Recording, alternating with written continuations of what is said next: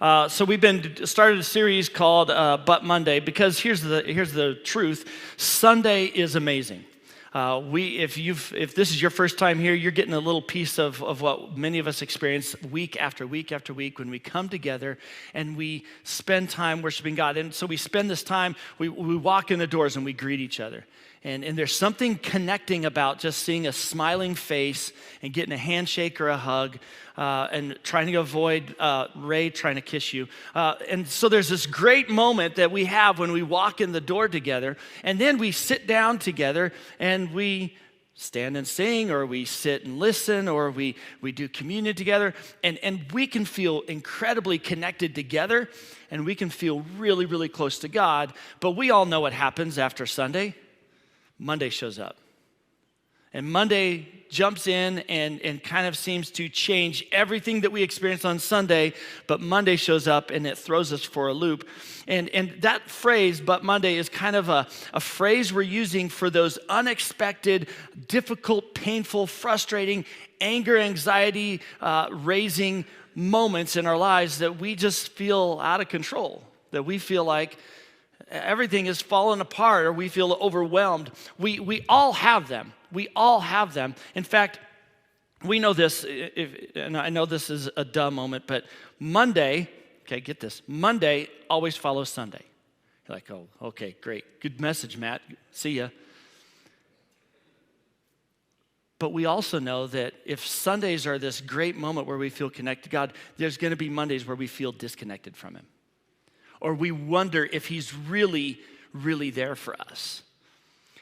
The cool thing about Mondays, here's another moment, is Sundays always come after Mondays. There's always a Sunday around the corner. So as bad as that But Monday moment might be, there's a Sunday where God is going to show up in a way that you never expected. So the question becomes, how do we get from Sunday to Sunday? How do we deal with the things from Sunday to Sunday? Because we have these moments where we feel connected to God, and then there's going to be these other moments where we feel a little more disconnected or a little more distant. How do we deal with those? How do we deal with those unexpected, unplanned, and unwanted moments in our lives? What do we do with those? And so one of the things we have to understand is that you and I, we are always preaching some kind of gospel to ourselves. In those moments that are a big deal, we are always preaching some kind of gospel to myself. In fact, I'll say it this way. You are always preaching some kind of gospel to yourself. Always. You are always never not preaching a gospel to yourself. You are always never not preaching some kind of gospel to the people around you. Whether they're at work, whether it's your family, you're always preaching some kind of gospel. It just depends on what kind of gospel that is. And so that's where we've kind of jumped in to this passage in Psalm 27, where David begins sharing with us some keys, some tools to get through those But Monday moments. And David had some major bad Mondays. He had some difficult moments. In fact, scholars believe that Psalm 27 was written in one of two moments in David's life. It was either written when he was being chased after to be killed by King Saul. David was the next in line. David had been selected by God to replace Saul's son as the king. So Saul's son was not going to become king because Saul had disobeyed God. And so David was now the anointed one. And circumstances, David was already in the court of the king, and he was there to kind of help him deal with a lot of the stresses of life. And all of a sudden, Saul finds out that David is the next in line, and now Saul is angry and he wants to kill David. And so David is on the run, hiding from this army that is pursuing this group of people that are pursuing David to kill him. It could have been in that moment. And that's a pretty tense moment. If you're being pursued to be killed, that's not fun. That's a long But Monday. That's a long Sunday to Sunday moment, right? Or it happened later on in David's life. Either he wrote it then, or he wrote it a little later on after he's king. His son, Absalom, wants the throne before it's his time. And so Absalom has put together this group of people to chase after David and kill him so that he can take the throne. Think about that for a minute. If you're David, where's God in that moment? You're on the run. You're fearing for your life. Where is God? And it's almost as if you can see that he is wrestling with something. If you have your Bibles, turn to Psalm 27. We're looking really at one verse, but we've been kind of breaking apart pieces of this passage. And I want to show you the first 3 verses because I want you to notice something of what David's doing. He writes this at the beginning of Psalm 27, starting in verse 1. The Lord is my light and my salvation, whom shall I fear? The Lord is the stronghold of my life. Whom shall I dread? When evildoers come against me to devour my flesh, my foes and my enemies stumbled and fell. Though an army deploys against me, my heart will not be afraid. Though war breaks out against me, I will be confident. You can just feel David preaching some kind of gospel to himself. He's not focused on the circumstances as much as who God is, and I feel like he's even trying to convince himself a little bit that God's got it. You can just feel that he is preaching some kind of gospel to himself. And so that helps us understand where he's coming from. When he ends the passage, look at verse 14. This is the verse that we've been just kind of sitting on. He says this, wait for the Lord, be strong, and let your heart be courageous. Wait for the Lord.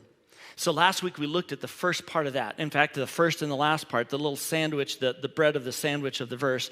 In 2 moments, he says, wait for the Lord. That was last week. That was the first thing that he says. And if you want to get from Monday to or from Sunday to Sunday, if you want to deal with those moments, it begins by waiting on God, waiting for the Lord. And you can go back and listen to that message if you didn't hear it last week. But then he gives us a second little key. And it's very simple. It's be strong. Be strong. David knows something about us as human beings. He knows something about himself. That he knows that we are going to react, we're going to believe, we're going to live through a lens of what we are experiencing and how we've tried to control the past in the past. And when we felt out of control in the past, we are going to look through it through that lens of, well, if things are going bad, I must have done something wrong. Or if things are going bad, God must not love me. Or if things are going bad, there must be something that isn't right, and I need to figure out what it is. And we begin preaching to ourselves a different kind of gospel than what the Bible teaches us. We start teaching ourselves, we start preaching to ourselves something that is absent from God. And David knows that what we need is we need to be refocused back onto who God is and what he can do through our lives. We have this tendency as human beings to have a very self-centered gospel. We do this when we see ourselves as a victim of bad luck. When we find ourselves being a victim of our circumstances, we have a tendency to have this very self-centered gospel. My life is worse than everyone else's. You think you got it tough? Look at what my life looks like. You think you had bad parents? Look at how bad my parents were. Nothing ever seems to go right for me. My world is just always falling apart. Woe is me. We have this very self-centered Eeyore theology. I lost my tail again. If you've ever watched Winnie the Pooh. Eeyore is just sad and everything falls apart and his tail's falling off and he can't find it and oh, my life is terrible. And we walk through life with this that's incredibly self-centered. It is completely the opposite of God-centered. And David has this very God-centered gospel, knowing that the same God that he has spent time with, that he has had those Sunday moments with, is the exact same God when he hits those Mondays. I think this is one of the perfect examples of why David is considered a man after God's own heart. And it doesn't mean that he had it perfect every time. It doesn't mean that he was this great man of faith, because he wasn't. I'll prove it. Psalm chapter 12, look at this. Just a few chapters over, Psalm chapter 12. Listen to what David says. He says, help, Lord, for no faithful one remains. The loyal have disappeared from the human race. They lie to one another. They speak with flattering lips and deceptive hearts. May the Lord cut off all flattering lips. Wow, that's aggressive. And the tongue that speaks boastfully. David If you read part of the different Psalms that he writes, there are these moments when he feels like God is not showing up. When he's calling on God to do something because life is just not good. And so while this sounds really good in Psalm 27, you got to understand, David, even a man after God's own heart, has moments where he is just, God, where are you? Why aren't you showing up? What's going on? And so it's out of this mindset, it's out of this theology that David is preaching to himself, it's out of this gospel that David is preaching to himself, that he preaches to us to be strong. To be strong.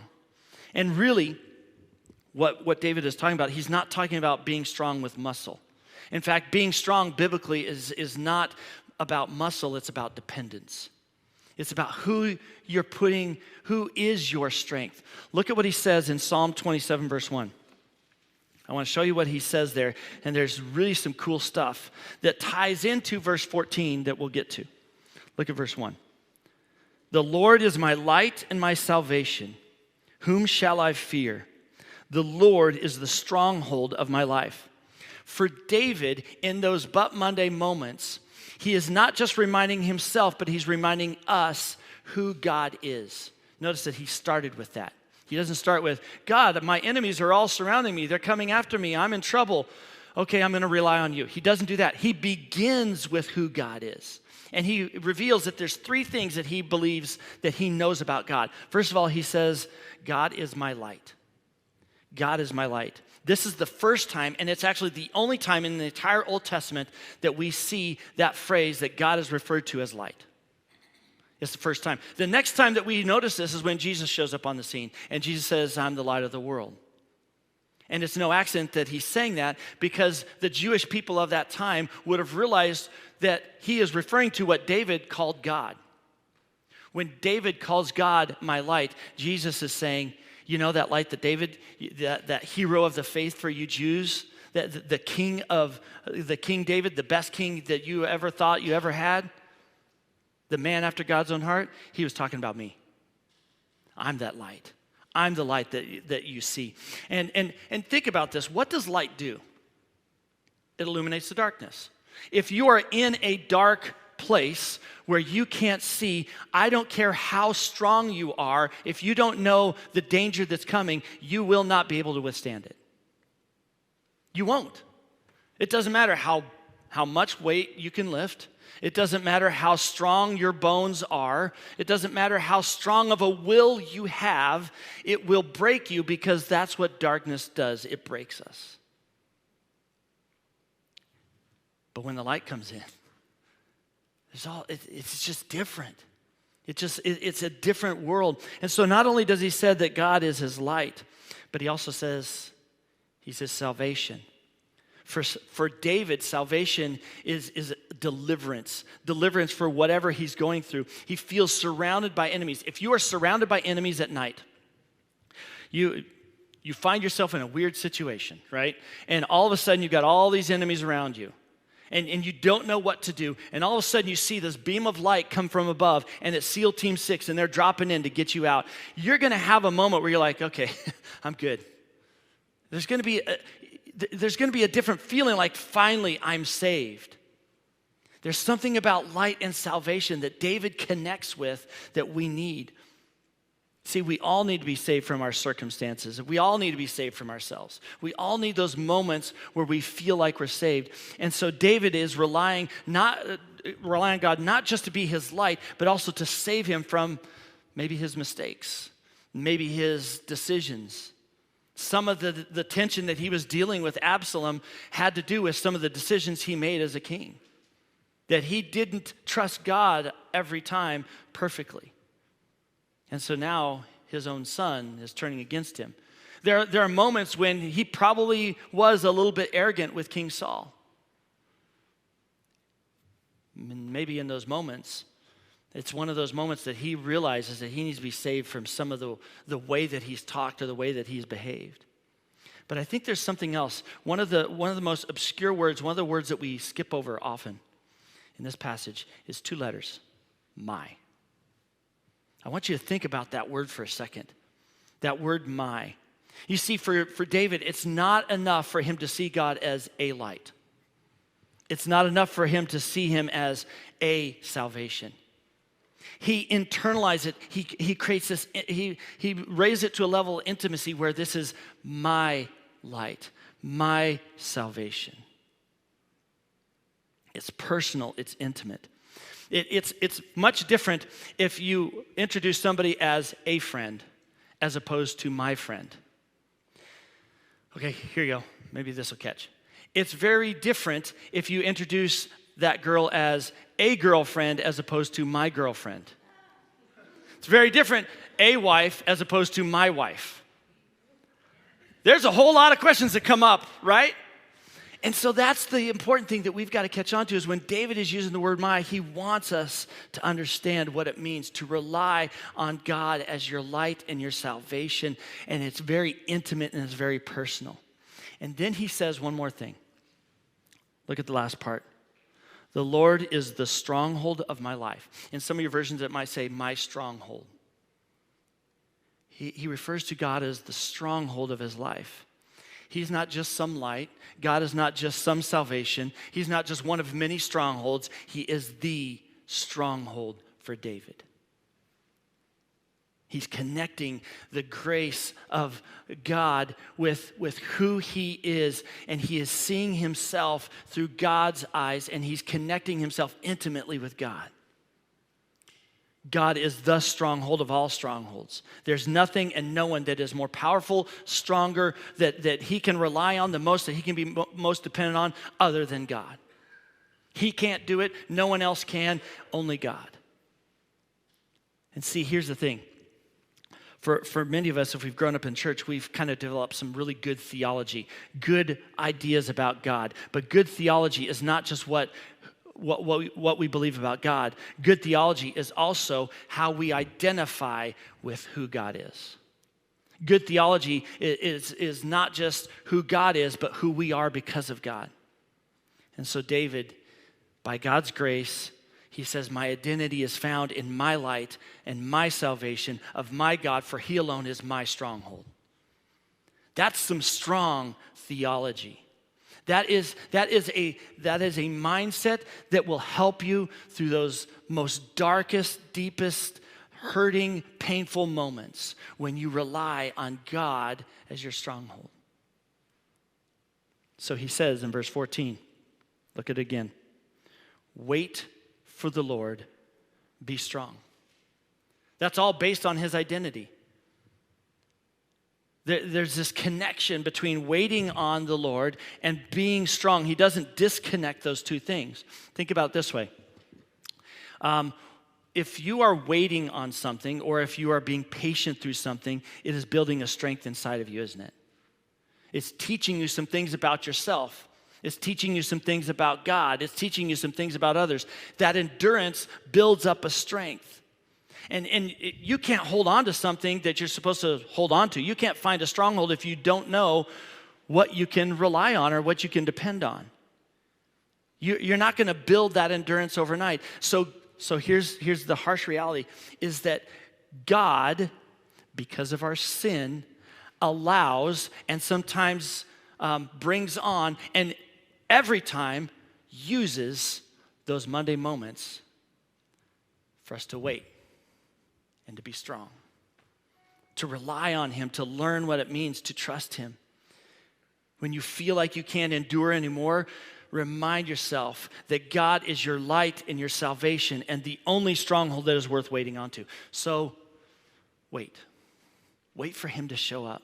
There's if you've watched the show Survivor, the last episode that I was watching, there's different challenges that they do, and they have these people and they're sitting out in the middle of nowhere on an island or on a beach, and they're there for a long time, and they don't have a whole lot of food, and they have to do all these challenges and all this. There's all this mental stuff. There's all kinds of things going on, but there's always these challenges. They sometimes are mental and sometimes they're physical.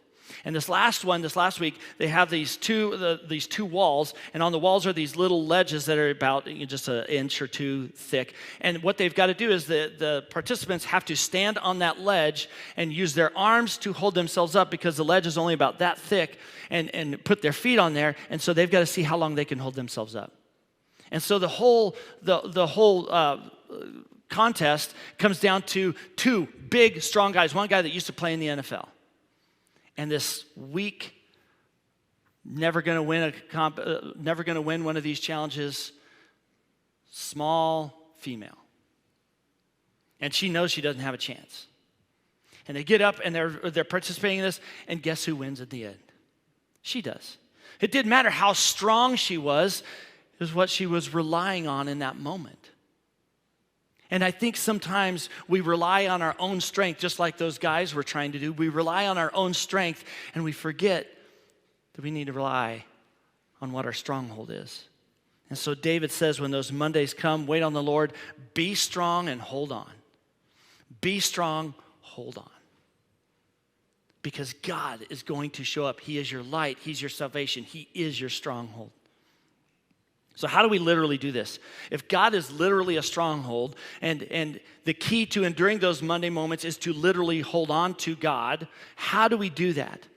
Well, we have to understand how what we believe affects how we trust God as a stronghold. Let me kind of give it this way. If I believe that this chair over here could hold my weight, right? And I go to sit on it, or when you were standing up, and I'd make y'all do this, but then it's just standing up and sitting down, that's silly. But think about this for a minute. When you stood up a while ago and we were singing, and then it was time to sit down, there was this moment when you had to fully trust that that chair was going to hold you. Sometimes I have weird thoughts in my head, and I think it'd be funny to have just some random chairs just fall down.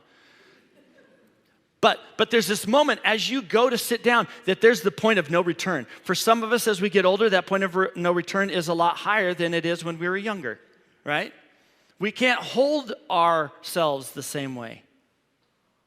And so how do we literally hold on to God when we can't hold on anymore? What does that look like? How does that show up in our lives? How does this chairology affect us on a day-to-day basis when those Mondays show up? Well, here's how we kind of wrestle with this. Let me kind of walk through this, and then I'll give you a very practical thing you can do.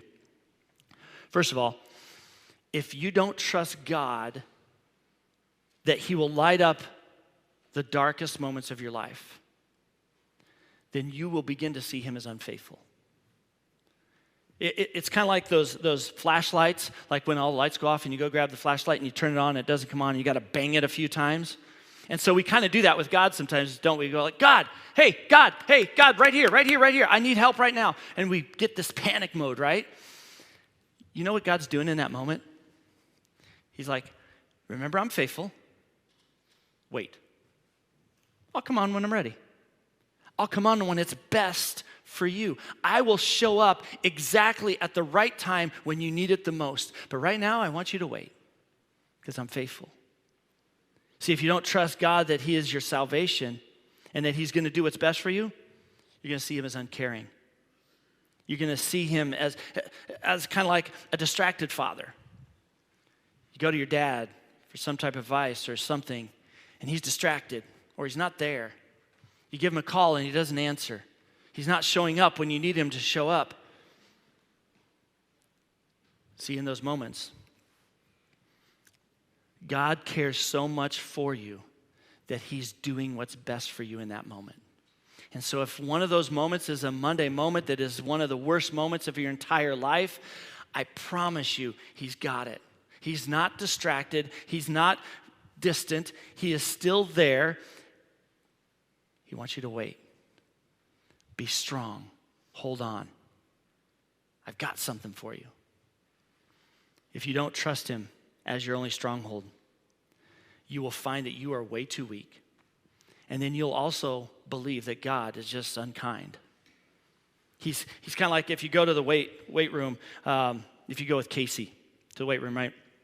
Casey says, okay, I want you to do some bench presses. I'll be right here. And this is why I don't go with Casey, because he would do this. And so I get ready to I'm bench pressing, and I got a lot of weight. And I get maybe 1 or 2 up, and then I can't get it up anymore. And it's coming back down on me, and I can't lift it up. And I'm like, okay, I'm ready. And it's just getting heavier and heavier. And Casey's off talking to somebody else and like distracted. And that's not how God works.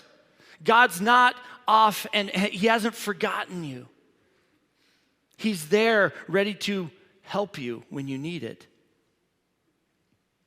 We have to get this. We have to understand this about Mondays. The reason why we have Mondays are purposely and specifically designed to break our selfishness. Mondays break our selfishness. They break us from relying on ourselves.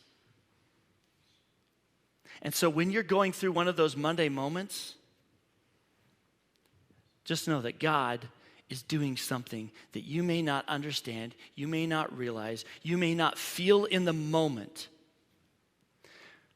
But based off of God's word, he is our light, he is our salvation, and he is our stronghold. You don't have to worry. Wait, be strong, hold on.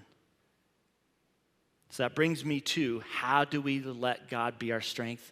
Well, let me give you something very simple. A way to think, a way to process this, all right?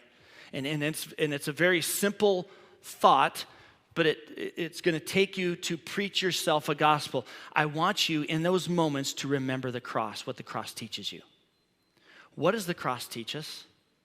It teaches us that God is able to bring the best things ever out of the worst things ever. You and I get salvation because the light of the world died on the cross and suffered for us. Do you think that moment was a Sunday moment for Jesus, or was it a Monday moment? It's definitely Monday, but somehow he's experiencing a Sunday at the same time. How does that work? Because his focus wasn't on his circumstances or how difficult his life was or how woe is me. He wasn't Eeyore on the cross. He was the Son of God dying for our sins because he knew that Mondays were going to break us. And we needed to know who our light and who our salvation, who our stronghold was. See, you and I get the opportunity to know something that David never knew. David had no clue about what Jesus was going to do. It happens years and years and years after David. He has no idea who Jesus is. He doesn't even know what that's going to look like. You and I get to look back and we get to see what Jesus did for us. And so you and I can model David as men and women after God's own heart by trusting God and waiting on him. We have something more glorious and more amazing and more real and more powerful and more inspiring than anything David could have dreamed of. We have the cross and we have the empty grave of Jesus. Think about this. Adam, he got to walk with God, but he never experienced the cross. Think about Noah, who trusted God and he was saved from a flood, but he never really got a glimpse of the cross. Moses saw God part the Red Sea, but he never knew about an empty grave. Daniel, saved from lions, pretty cool moment. In a lion's den. You're probably going to get eaten. He's not. He never knew who Jesus was. Shadrach, Meshach, Abednego, they get thrown into a fiery furnace. And in that moment, they are preparing to burn alive. And everything's okay. And somebody else joins in with them. There's 4 of them in there, and people can't understand it. And then they walk out, and they don't smell like bacon. They don't smell like barbecue. Nothing's wrong with them. Their clothes aren't even burned. I think what's really cool, let me give you one more little insight as we wrap up this morning. Years ago, I heard a message by Louis Giglio. It's probably been 20 years now. And he talked about the moment when Moses was talking to God through the burning bush moment, right? Moses is there, and he sees this burning bush that never burns up, and he goes to see what's going on, and God says, hey, hold on here. You're on holy ground. Let's have a conversation. And in that conversation, God tells Moses that, hey, I want you to go back to Egypt, and I want you to go tell my people, your people, that you are going to lead them out of slavery. And Egypt will let you do it. And Moses like, there's no way they're going to do that. One, I've been gone for 40 years. They don't know who I am anymore, other than I killed a person, so that's only going to carry with me. And Egypt isn't going to let me do that. If I go there, who do I say sent me? And God says this, I am that I am. Now, it sounds a little like Dr. Seuss-ish, or maybe a little like Popeye. I am that I am that I am, that kind of thing. But the phrasing is a really cool word in Hebrew. It's the word hayah. That word hayah means I be who I be. God was the first rapper. I be who I be. He says, in simpler terms, he just says, be. Did you notice what the word before strong is? You can't be strong without be. It's just strong. It doesn't make sense. And relying on yourself for your strength, those Mondays are not going to make sense. But just know, in those moments, you are not alone. You are not expected to strong yourself. Be is right there with you. Be strong. Wait on the Lord. He is always worth the wait. So be strong. Hayah, strong. And hold on. Let's pray.